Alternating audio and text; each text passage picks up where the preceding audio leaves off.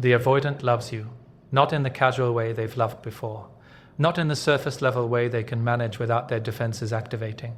They love you deeply, terrifyingly, consumingly. They love you in ways that have broken through every wall they've spent their life building, that have reached parts of themselves they thought were permanently sealed off, that have created attachment so profound it's triggering every fear their nervous system associates with love. And because they love you this much, because the love is so deep it's threatening to their entire defensive structure, they're staying away. The distance isn't evidence they don't love you. The distance is evidence they love you too much for their trauma to handle. Every day they don't reach out, every moment they remain absent from your life, every instance of what looks like indifference is actually then managing overwhelming feelings they don't have capacity to act on. The avoidant is hopelessly in love with you, and the hopelessness they feel about that love, the certainty that they can't sustain it, the fear that getting closer will destroy them, the conviction that they'll hurt you worse if they stay than if they leave, is exactly what's keeping them away from you. This truth is devastating because it inverts everything you think you understand about love and distance. You've been operating from the belief that if someone truly loves you, they'll want to be close to you. You've assumed that love naturally produces pursuit, presence, commitment. But with the avoidant, love produces the opposite. The more they love you, the more terrified they become. The deeper the feeling, the stronger the impulse to run. The more you matter to them, the more dangerous you feel. Their love for you isn't motivating them to move toward you. It's motivating them to protect themselves from the vulnerability that loving you creates. And protection means distance, means absence, means creating space between themselves and the person who's threatening to dismantle every defense they rely on to feel safe. You're experiencing the cruelest paradox of loving an avoidant, being loved deeply by someone whose love makes them incapable of being with you. Understanding that the avoidant loves you but stays away because of that love doesn't change what you should do. It doesn't mean you should wait for them. It doesn't mean their love is enough. It doesn't mean the relationship can work just because feelings are mutual. Love without capacity is not functional love. Love that produces distance rather than closeness is not love that can sustain partnership. The avoidant can be hopelessly in love with you and completely incapable of building a life with you. And these two truths can coexist without contradiction. What you do with this understanding is accept it as explanation for their behavior, while refusing to accept their behavior as acceptable foundation for relationship. They love you, and they're staying away. Both are true. And both truths together mean that love isn't enough, that your needs for presence and consistency matter more than their feelings, that you deserve someone whose love moves them toward you rather than away from you. The specific ways their love manifests as distance. The avoidant's love for you shows up as hypervigilant monitoring from afar. They're watching your social media even though they're not interacting. They're asking mutual friends about you while pretending casual interest. They're paying attention to your life, tracking your well-being, noting changes in your status or your mood, all from distance they're maintaining because proximity feels too dangerous. The monitoring is how they stay connected to you while staying protected from you. They're feeding their need to know about you, to feel somehow involved in your life, without taking the risk of actual involvement. The obsessive monitoring is evidence of how much they care combined with evidence of how much that caring terrifies them. The love also manifests as the avoidant comparing everyone to you. They try to move on, try to date other people, try to find someone who creates less fear in them than you create. But everyone falls short. The new person isn't as understanding as you were. They don't make the avoidant feel the way you made them feel. They don't create the depth of connection that you created. Every comparison reinforces that you're the one they want, that you're the person they love, that no one else measures up. But the comparison doesn't drive them back to you because the very qualities that make you irreplaceable, the depth, the understanding, the connection, are the qualities that trigger their attachment fears most intensely. They love you most and fear you most simultaneously, and the fear wins every time. Their love shows up in how they respond when they hear you're potentially involved with someone else. Suddenly, the avoidant who is maintaining perfect distance is activated, anxious, struggling with jealousy they can't admit to having. They might reach out, might find excuses to make contact, might try to subtly determine if you're actually with someone new, or if the information they heard was wrong. The jealousy-driven activation proves you matter, proves they're not as unbothered as they perform being, proves that the thought of you with someone else is intolerable to them. But even in their jealousy-driven pursuit, they're not able to offer you what you need. They can't stand the thought of you with someone else, but they also can't step up to be with you themselves. The love is there, creating possessiveness and jealousy, but the capacity to act on the love in healthy ways is absent. The avoidance love manifests as regret that grows heavier with time rather than fading. Most people's regret about ended relationships diminishes as they move forward, as they date new people, as they build new lives. But the avoidance regret about losing you intensifies. They think about you more as time passes, not less. They recognize more clearly what they lost. They understand more fully what you offered them. The regret is growing because you're the person they loved most and lost through their own limitations. And that combination, loving someone deeply while being responsible for losing them, creates regret that compounds rather than diminishes. The growing regret is evidence of love that doesn't fade even though they've stayed away. Love that's becoming harder to live with as time reveals more clearly what their fear cost them. Why their love creates fear instead of security. The avoidance love for you creates fear because love means vulnerability, and vulnerability feels like death to someone with their attachment wounds. When you love someone, you need them. When you need someone, they have power to hurt you. When someone has power to hurt you, you're at their mercy in ways that the avoidance childhood taught them is dangerous. The avoidant learned early that needing people leads to pain. Either the people you need aren't there for you, or they're inconsistent, or they use your need against you, or they abandon you when you're most vulnerable. These early lessons created blueprint. Love equals need, equals vulnerability, equals inevitable pain. So when the avoidant feels themselves falling in love with you, when they recognize they're starting to need you, their nervous system interprets this as danger signal. Every increase in their love for you is increase in their fear, and eventually the fear becomes so intense that staying away feels like survival necessity. Their love also creates fear because it threatens their identity. The avoidant has built an entire sense of self around not needing anyone, around being independent, around being strong enough to handle life alone. But loving you threatens that identity. When they love you, they're admitting they're not self-sufficient.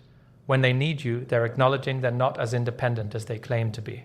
When they want you in their life, they're revealing they're not actually fine alone. The love is creating identity crisis, where who they're becoming through loving you contradicts who they've spent their life believing themselves to be. And rather than allowing the identity crisis to transform them, rather than letting love expand their self-concept, the avoidant protects their identity by rejecting the love, by staying away from you, by maintaining the independence that love is threatening. The fear is also about the avoidant's certainty that they'll destroy what they love. They have history of destroying relationships through their patterns. They know their inability to be vulnerable ruins intimacy. They recognize their inconsistency hurts people. They understand their emotional unavailability makes partnership impossible. And because they know this about themselves, because they have evidence from multiple failed relationships that they destroy what they can't sustain, loving you creates fear that they'll destroy you too. They love you too much to want to hurt you, but they know themselves well enough to believe they will hurt you, because hurting people they love is what they do. The fear is protective. They're staying away to protect you from themselves, to prevent the inevitable hurt they believe they'll cause, to spare you the pain they've inflicted on everyone else they've loved. Their love creates fear because it's making them feel things they've spent their life avoiding feeling. When you're deeply in love, you feel everything more intensely. Joy is more joyful, but pain is also more painful. Connection feels amazing, but the potential loss of connection feels devastating. The emotional intensity that love creates is overwhelming for someone who's organized their entire life around emotional control and regulation. The avoidant is terrified of the intensity of what they feel for you. The happiness when they're with you is too much. The longing when they're apart is too much. The hope for future together is too much.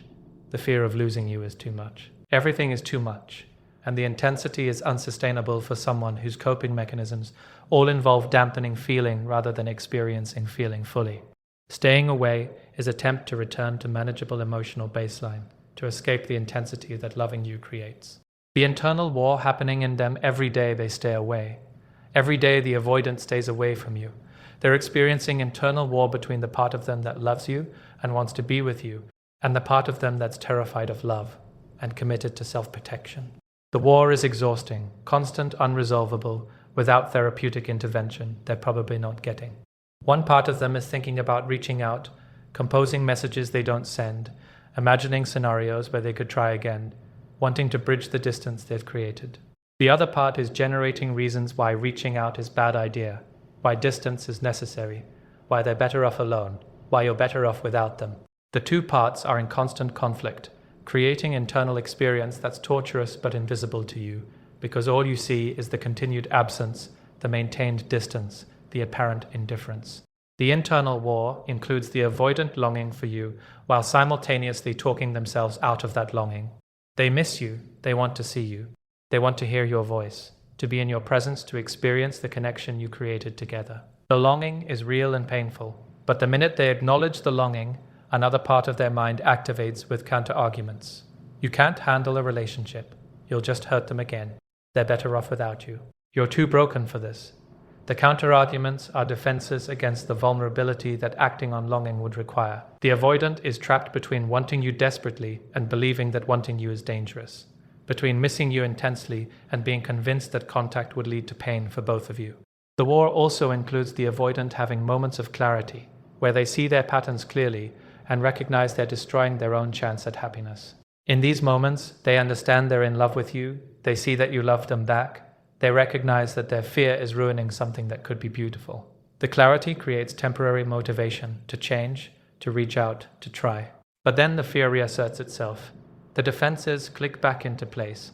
The clarity is dismissed as temporary weakness, as dangerous sentimentality, as delusional thinking that ignores reality of their limitations. The avoidant talks themselves back into the defended position, convinces themselves that staying away is right choice, returns to the distance even though part of them knows the distance is costing them everything they actually want. The internal war is also about the avoidant trying to convince themselves they don't love you as much as they do. They're minimizing the relationship in their mind, focusing on incompatibilities or problems, telling themselves it wouldn't have worked anyway. But the minimizing doesn't work because the love is too strong to minimize. The feelings keep breaking through the defensive narrative. They'll be going through their day, successfully not thinking about you, and then something will remind them of you, and the love will hit them so hard they can't breathe. The intensity of these breakthrough moments proves that all their minimizing and rationalizing is just defense, that the love is real and powerful underneath all their attempts to dismiss it. But instead of surrendering to the love, instead of accepting it and acting on it, the avoidant just reinforces their defenses, stays away more determinedly, works harder to convince themselves they're fine without you, even as the moments when they're clearly not fine become more frequent. What they wish they could tell you but can't. The avoidant wishes they could tell you that leaving you was the hardest thing they've ever done, that staying away from you requires daily effort and discipline, that every moment of distance is choice they have to remake constantly because their impulse is to reach out. They wish they could explain that the distance isn't indifference but rather the opposite. It's caring so much that they can't trust themselves to be close without being consumed. They want you to know that you're not forgettable, not replaceable, not someone they've moved on from easily. They want you to understand that you matter more than anyone has mattered, and that's exactly why they can't be with you. They wish they could tell you that they think about you constantly, that you're the first thought in the morning and the last thought before sleep, that you occupy space in their mind that no one else occupies, and that they can't evict you from, even though they've tried. They want you to know that they're not living some amazing independent life that's better than life with you would have been. They're lonely, full of regret, aware that they're missing out on something rare because they're too damaged to receive it.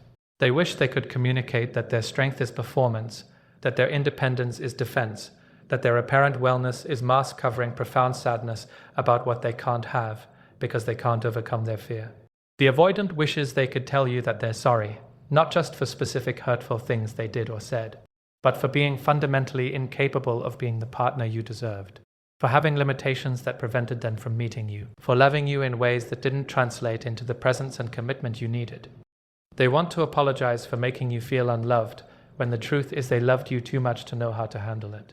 They wish they could express that every moment of coldness was defense against overwhelming warmth of feeling, that every withdrawal was attempt to manage fear that closeness triggered, that every disappointing behavior was them choosing their defended state over the vulnerability that being with you required.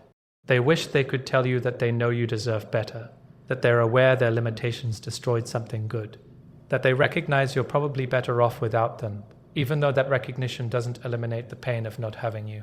They want you to know that if they were different, if they were healthier, if they had capacity they don't have, they would choose you without hesitation. They wish they could communicate that it's not that you're not enough, it's that they're not enough, not brave enough, not healed enough, not capable enough to build the life with you that you both wanted. They want you to understand that leaving you wasn't choice that came from lack of love, but from excessive fear combined with awareness that they couldn't give you what love should give you. Why understanding their love doesn't change what you should do.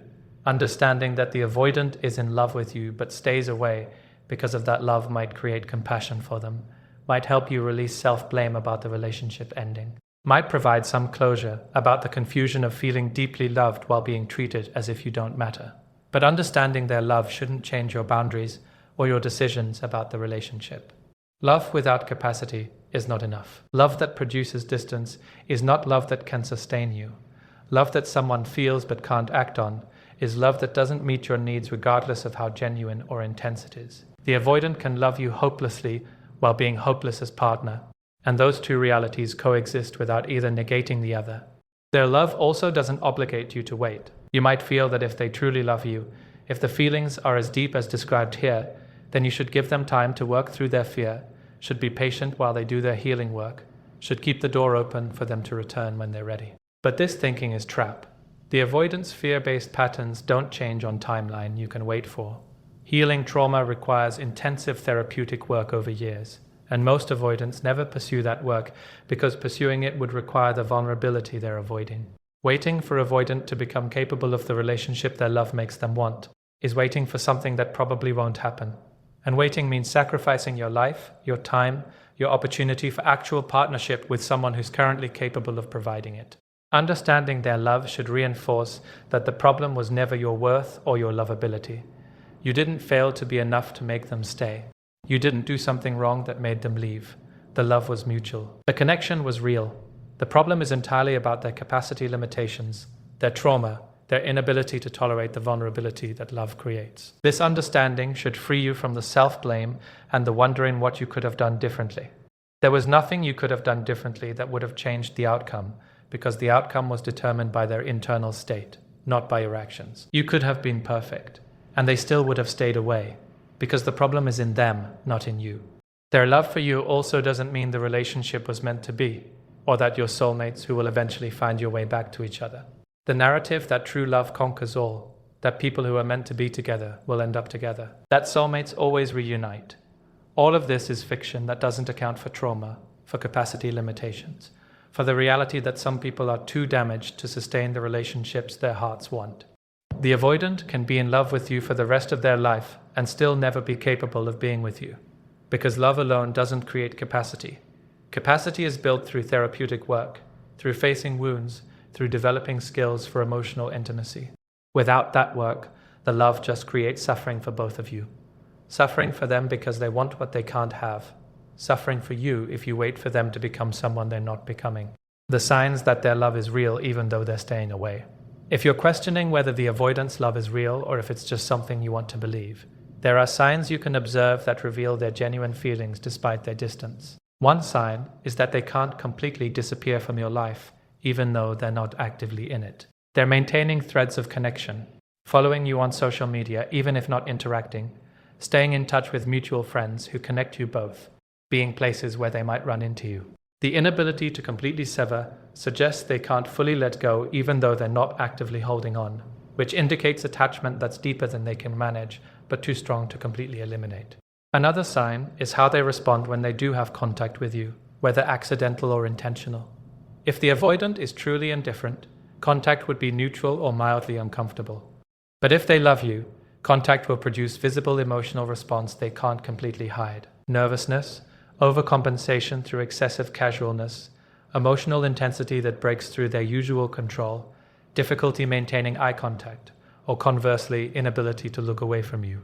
The emotional reactivity to your presence is evidence of feelings they're working hard to manage, feelings that are strong enough to disrupt their usual controlled demeanor.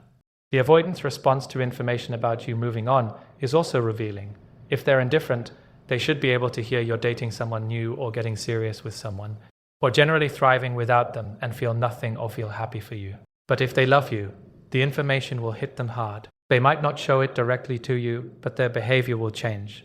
Increased social media activity, as if trying to show they're fine, reaching out to mutual friends more frequently, attempts to determine details about your new relationship situation. The activation in response to you potentially moving on is evidence that you're not someone they've moved on from. that you remain central to their emotional world even though they're not in your life. You might also notice that the avoidant hasn't seriously dated anyone else, despite being free to do so. If they were truly over you, if the love wasn't real or was easily moved past, they'd be building new relationships. But the avoidant who loves you stays stuck. They might date casually, might have brief connections, but nothing serious develops because everyone is compared to you and found wanting. The inability to move forward into new relationship despite being single for extended time suggests they're still emotionally tied to you, still holding you as the standard, still not available for real connection with anyone else because the connection with you, even in absence, is occupying the space where new connection would need to grow. The cruel hope this knowledge creates and why you must resist it. Understanding that the avoidant loves you but stays away because they're overwhelmed by that love creates cruel hope. The hope that if they love you this much, maybe they'll come back, maybe they'll do the work, maybe love will win. This hope is cruel because it keeps you waiting, keeps you unavailable to other people, keeps you invested in possibility that's unlikely to materialize. The hope is based on romanticized narrative, where love is enough, where the person who's too scared to stay eventually becomes brave enough to return, where the ending is happy reunion after period of growth. But this narrative is fiction more often than it's reality. Most avoidants don't do the work. Most don't return ready to be different. Most stay stuck in their patterns, loving from distance for years without ever developing capacity to close that distance. The hope also keeps you interpreting every small sign as evidence they're coming back. They liked your post on social media. Maybe it means they're ready to reach out. They asked a mutual friend about you. Maybe they're working up courage to contact you. They're single still. Maybe they're waiting until they're ready for you. Each small sign feeds the hope, keeps you scanning for evidence of their return, keeps you organizing your life around possibility of reconciliation. But the small signs are usually just the avoidant managing their own feelings, checking that you still exist, feeding their need for connection to you without actually choosing to be connected. The signs are breadcrumbs, and following breadcrumbs keeps you hungry rather than feeding you. The cruel hope makes you reject opportunities with other people, because no one measures up to what you had with the avoidant, or because you're holding yourself available for them, even though they're not holding themselves available for you. You meet someone new who's actually available, who actually pursues you, who actually shows up consistently. But you can't fully invest in them because part of you is still hoping the avoidant will come back. The new person can tell you're not fully present, and either they leave or you keep them at distance. And either way, you're sacrificing real possibility for fantasy. The hope is preventing you from building actual relationship, because you're stuck waiting for potential relationship with someone who's demonstrated clearly they can't provide what you need. Resisting this hope requires accepting painful truth. Their love for you is real and it's not enough. Both statements are true simultaneously. They love you and they're staying away. They love you and they're incapable of the relationship you need. They love you and their love doesn't change their limitations. They love you and you need to move on anyway. Accepting these paradoxes, accepting that love and capability are different things, accepting that someone can love you deeply while being completely wrong for you, this is how you resist the hope. You acknowledge their love as real, while refusing to let that love keep you waiting for someone who's not coming back, or who would come back unchanged, and destroy you again through their unchanged patterns. What they're staying away is actually protecting. The avoidance distance is protecting their defended identity more than it's protecting either of you from pain. They've built their entire sense of self around being independent, not needing anyone, being strong enough to handle life alone. Admitting they love you and need you threatens to dismantle this identity. If they come back to you, if they admit they can't live without you, if they allow themselves to be vulnerable and dependent, they lose the identity that's been keeping them safe. They have to face that they're not who they've believed themselves to be, that their independence is performance, that their strength is actually defended weakness. The identity death that loving you and choosing you would require feels more dangerous than the pain of staying away. So they protect the identity even though the identity is false, even though maintaining it costs them you. The distance is also protecting them from having to do the deep therapeutic work that choosing you would require. Being with you would mean being vulnerable, being consistent, being emotionally available. But they're not capable of these things without doing trauma work to heal the wounds that created their avoidant patterns. Doing the trauma work is terrifying. It means facing pain from childhood, grieving what they didn't get, acknowledging how damaged they are. Staying away from you means they can avoid doing this work. They can stay in their defended state, can maintain their patterns, can avoid the discomfort of therapeutic healing. The distance is protecting them from growth that would be painful, even though it would ultimately free them. What they're staying away is not protecting is you from future hurt. Avoidants often tell themselves they're staying away to protect you from the pain they'd cause if they stayed. But this is rationalization. If they truly wanted to protect you from hurt, they would have been honest from the beginning about their limitations, would have let you make informed choice about whether to invest in relationship with them, would have done the work to become capable of meeting you rather than just staying away. The staying away is protecting them from having to face their limitations while watching the hurt those limitations cause you. It's protecting them from the shame of being unable to give you what you deserve. It's protecting them from witnessing the pain their incapacity creates. The protection is for them, not for you, even though they frame it as selfless when it's actually self-protective. The only circumstance under which their love might matter. The avoidance love for you might matter, might become foundation for actual relationship, rather than just explanation for their absence, under one very specific circumstance. If they pursue intensive trauma-focused therapy for minimum of a year, ideally longer, not therapy they mention casually, not a few sessions they quit when it gets uncomfortable. Intensive, ongoing, attachment-focused therapy where they're actively working on their trauma, their patterns, their capacity for vulnerability and intimacy. Therapy where they're learning to tolerate the discomfort of being known, of needing someone, of loving without running. Therapy where they're developing skills they don't currently have and confronting wounds they've been avoiding their entire life.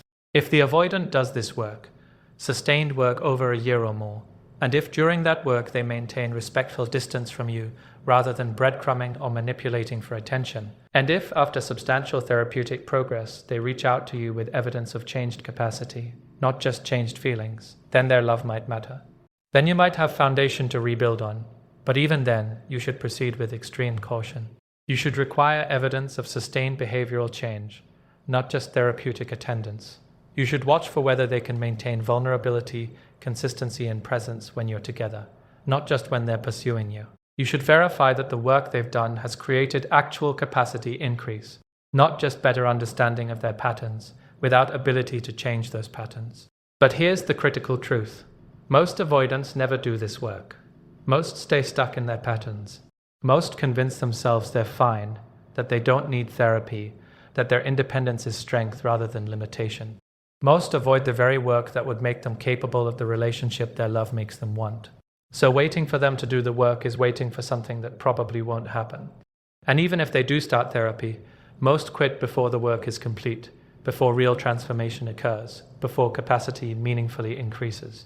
The circumstances under which their love becomes actionable rather than just theoretical are so rare, so specific, so unlikely that organizing your life around possibility of those circumstances occurring is sacrificing your actual life for fantasy. Why you're better off with someone whose love brings them closer. You deserve relationship with someone whose love for you makes them want to be near you, not someone whose love makes them run away. You deserve partner who experiences deepening feelings as invitation to deepen commitment, not as trigger for withdrawal. You deserve someone who feels scared sometimes about how much they care and responds to that fear by being brave, rather than by being absent. The avoidance pattern of loving you from distance might be explained by trauma, might be understandable given their history, might even evoke compassion. But understanding and compassion don't make the pattern acceptable as foundation for your life. You need someone whose love is functional, whose feelings translate into presence and action, whose care for you makes them show up rather than disappear. You're better off with someone who's done their work already, who comes to relationship with developed capacity for intimacy and vulnerability, who doesn't need years of therapy to be able to show up as basic partner. Someone who can love you and be with you simultaneously, whose feelings and behaviors are aligned rather than contradictory. Someone who can feel deeply and stay present with their feelings rather than running from feeling intensity. Someone who sees your love as gift rather than as threat, who receives your vulnerability rather than being terrified by it, who wants to build future with you rather than being scared of future commitment. This person exists, but you won't find them while you're waiting for avoidant to become capable of being them. You're also better off releasing the belief that the most intense love, or the most difficult love, is the most meaningful love. The avoidance love might feel intense because it's so painful, because you have to work so hard to get scraps of it, because the distance creates longing. But intensity created by difficulty is not the same as depth created by genuine connection. The person who loves you easily, who shows up consistently, who makes relationship feel secure rather than anxious. Their love might feel less dramatic, but it's actually deeper because it's sustainable, because it's backed by capacity, because it creates safety rather than chaos. You deserve love that feels good, that makes your life better, that doesn't require you to decode distance as affection or to interpret absence as care. The final truth about the avoidant's hopeless love. The avoidant is hopelessly in love with you, and the hopelessness is accurate descriptor. The love is without hope of being sustained, without hope of translating into the partnership you both wanted, without hope of overcoming the fear that's keeping them away unless they pursue therapeutic work they're probably not pursuing. The love is real. The love is deep. The love is causing them suffering as they stay away from the person they want most. But the love is also hopeless, because love without capacity is love that can't build anything, can't create the life together that love should create, can't overcome the barriers that trauma has erected between feeling and action. And here's what you need to understand about hopeless love. It's not your job to make it hopeful. It's not your responsibility to wait for them to develop capacity their love deserves. It's not your purpose to hold space for them while they may or may not do the work that would make them capable of receiving the love they feel. Their hopeless love is their experience to manage, their pain to sit with, their motivation to change or not change. Your job is to move forward with your life, to find love that's hopeful, to build relationship with someone whose love brings them toward you rather than pushing them away from you. The avoidant's love for you might be the deepest thing they've ever felt, but depth of feeling doesn't determine your choice. Your choice is determined by whether someone's love translates into treatment you deserve, presence you need, partnership you require. And the avoidant's love, however deep, doesn't translate into any of those things. The avoidant staying away because they love you is tragedy, but it's their tragedy, not yours. You're free to grieve that someone you loved was too damaged to be with you despite loving you back.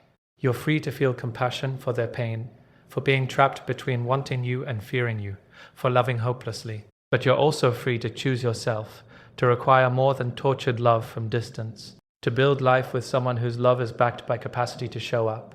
The avoidant will continue loving you from wherever they are, probably for years, possibly forever. And you will continue building a life that doesn't include them, finding someone whose love doesn't require you to interpret absence as affection, creating partnership where love means presence rather than distance. Both of these things will be true simultaneously. They'll love you hopelessly, and you'll be happy with someone else who loves you hopefully, whose hope in your shared future translates into showing up for that future rather than running from it. That's how this story ends, not with the avoidant overcoming their fear and returning ready to love you properly, but with you accepting that their love was real and insufficient, and moving forward without them into the life you deserve, with someone who can actually build it with you.